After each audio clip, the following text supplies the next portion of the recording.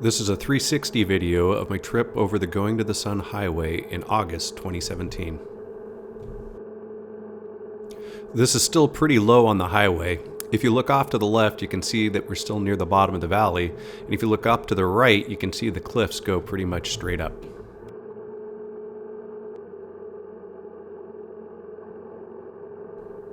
Here I'm approaching the lower tunnel on the pass.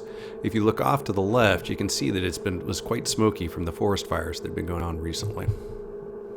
You can really see it after we get through the tunnel up here. The screen's going to get blown out for a second because it's adjusting for the darkness of the tunnel. And if you look off to the left here, you can see it's pretty hazy out.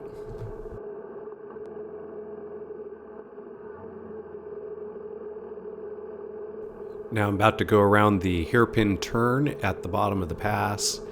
You can see that we were going on a Sunday, so it's pretty crowded up here. There's lots of cars everywhere, and it's going to be a theme throughout this ride.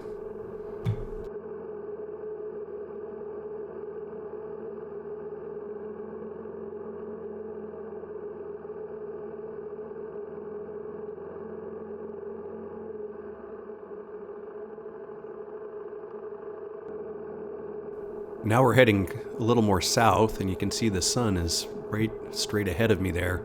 Kind of screwed up the exposure on the camera, but I used Premiere to correct it as best I could.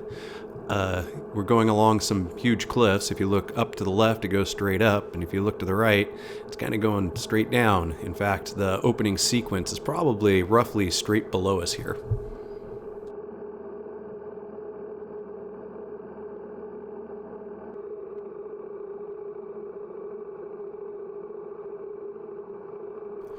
The road is closed a good portion of the year because it's covered in snow, so they have a limited amount of time to actually do construction to fix things. So there are a couple construction zones. If you look to the right here, you can see the forms that they're using to hold up the highway.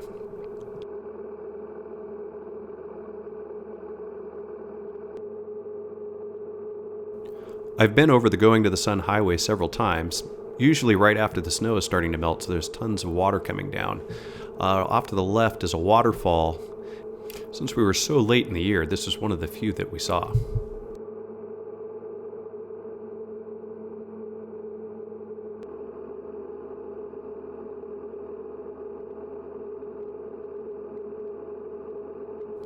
Here we are a bit higher up on the mountain.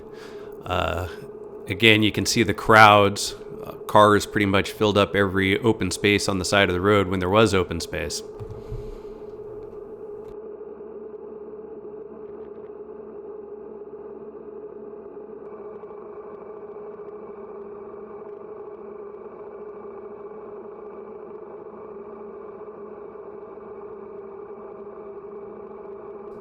The park also had these cool red tour buses that they operated that go up and down the pass. And off on the right here, you'll be seeing one parked on the side of the road.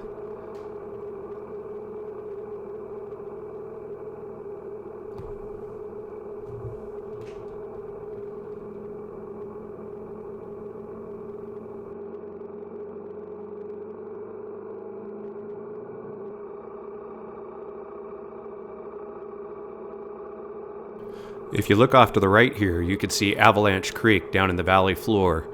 The road comes up along that, so now you can see how far up we've gone so far.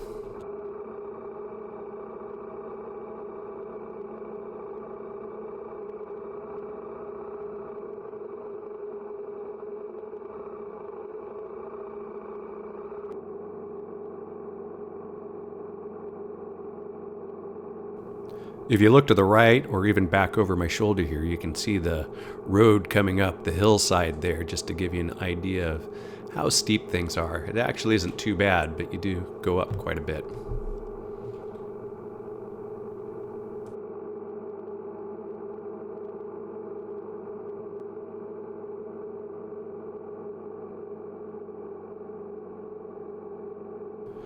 If you look forward here, you can see how the road is built up into the side of the cliff. There's large sections of the highway that are like this. And then as we go around the corner, you can look back and see similar structure holding the road up. You can also see my dad on his motorcycle following behind. Shows how crazy this road is.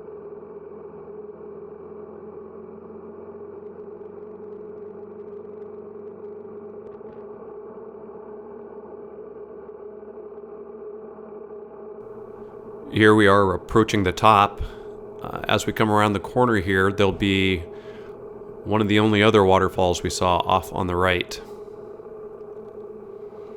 As you can see, the traffic is backed up a bit because of all the weekend crowds.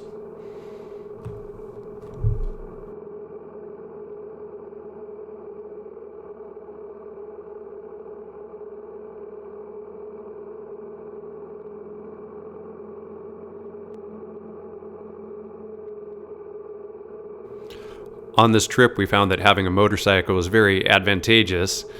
At all the parks we stopped at, the parking lots were just absolutely full, but all of them had motorcycle parking right up front. So we pulled right in when we got there.